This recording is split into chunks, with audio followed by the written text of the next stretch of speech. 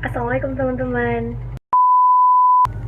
Assalamualaikum teman-teman. Di sini pernah nggak di antara kalian yang pas lagi scrolling Instagram atau misalnya lagi main Twitter, kalian nemu slogan-slogan kayak bergotong royong kita bisa hadapi COVID-19.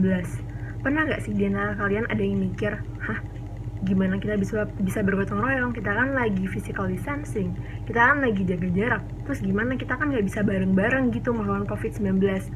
Nah, di video kali ini aku bakal bahas sedikit tentang maksud dari gotong royong melawan COVID-19 itu sendiri. Contohnya nih, misalnya dalam negara Indonesia gitu. Cuma ada beberapa daerah doang yang mengimplementasikan protokol kesehatan seperti yang disarankan sama pemerintah. Bayangin, persebaran COVID-19 di daerah-daerah lain pasti kan masih tinggi tuh. Dan kita tahu bahwa persebaran penyakit COVID-19 itu sangat-sangat cepat. Dan akhirnya usaha yang dilakukan oleh beberapa daerah yang sudah misalnya mengimplementasikan PSBB, lalu misalnya menggunakan protokol kesehatan yang ketat, itu hitungannya bakal cuma-cuma. Dan akan jadi lingkaran setan gitu, ketika di daerah satu udah selesai tapi daerah lain masih ada, terinfeksi lagi, dan akhirnya gitu-gitu aja, dan kita nggak akan bisa move on ke next step. Nah, Indonesia kan sekarang lagi ada di masa new normal tuh. Kita pasti pengen dong kalau misalnya Indonesia udah ada di tahap normal yang sungguhnya, normal yang kita bisa pelukan sama teman kalau kangen, bisa saling sama guru, terus misalnya kita bisa keluar ke taman tanpa harus menggunakan masker. Kita kan pasti kangen sih keadaan-keadaan kayak gitu, dan keadaan-keadaan kayak gitu nggak bisa kita raih ketika kita selfish.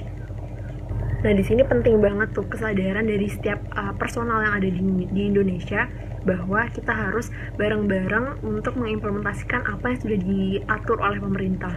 Dengan bersama-sama, kita tuh bisa menghadapi COVID-19 dengan jauh lebih cepat. Kita bisa banget belajar dari negara-negara kayak misalnya Jepang, Korea, terus Jerman, dan China. Bahwa dengan bersama-sama, kita tuh bisa menghadapi COVID-19. Dulu pas lagi awal-awal COVID lagi naik banget nih pandemi ini, mereka itu angka kematiannya tinggi banget, jauh dari Indonesia. Dan bahkan sekarang pun, jika dibandingkan sekarang pun, angka kematian mereka dulu jauh lebih besar daripada Indonesia. Akan tapi kita bisa lihat sekarang bahwa mereka sekarang udah nggak perlu lagi misalnya PSBB, nggak perlu lockdown. Mereka udah bisa hidup mirip banget kayak kehidupan normal. Bedanya mereka masih pakai masker, karena masker itu bentuk preventif untuk setiap individu ya, makanya mereka masih pakai. Tapi untuk yang lainnya mereka udah boleh pergi ke taman, terus misalnya udah bisa jalan-jalan, dan semua itu bisa terjadi karena mereka mau bergotong royong, mereka mau bekerja sama untuk melaksanakan apa yang pemerintah anjurkan kepada mereka. Mereka istilahnya tuh nggak ada deh melakukan kayak banyak penolakan, terus misalnya ngeyel, banyak alasan. Ya kalau misalnya di agama Islam, mereka itu istilahnya samina wa atona. Setelah mendengarkan, mereka langsung melaksanakan. Nggak banyak tanya, nggak banyak penolakan. Bahkan kayak masyarakat terkecilnya pun mereka tuh tahu kalau misalnya ada perubahan-perubahan dari aturan yang telah dibuat oleh pemerintah, dan mereka setelah mendengarkannya, mengetahuinya, mereka juga langsung melaksanakannya. Kenapa? Karena mereka yang pertama takut kalau misalnya mereka kena penyakit COVID-19 itu sendiri. Yang kedua, mereka juga nggak mau membahayakan orang-orang di sekitar mereka. Jadi istilahnya kesadaran pribadi mereka itu juga sudah terbentuk di negara-negara tersebut. Oleh karena itu penting banget buat Indonesia belajar dari negara-negara seperti itu, bahwa kepekaan sosial itu penting, bahwa kita sebagai individu itu nggak cuma mempengaruhi diri kita sendiri, tapi juga mempengaruhi dan penting bagi lingkungan sekitar kita.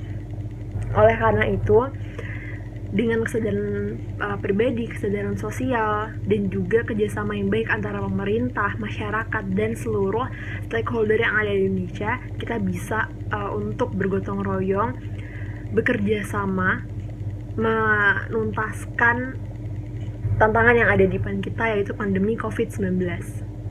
Dengan saling bekerja sama, kita bisa menghadapi pandemi ini dengan lebih cepat, dan kita bisa kembali hidup normal dengan lebih cepat juga. Semoga setidaknya bisa membuka pemikiran tentang what the meaning of bekerja sama dan bergotong royong di masa pandemi COVID-19.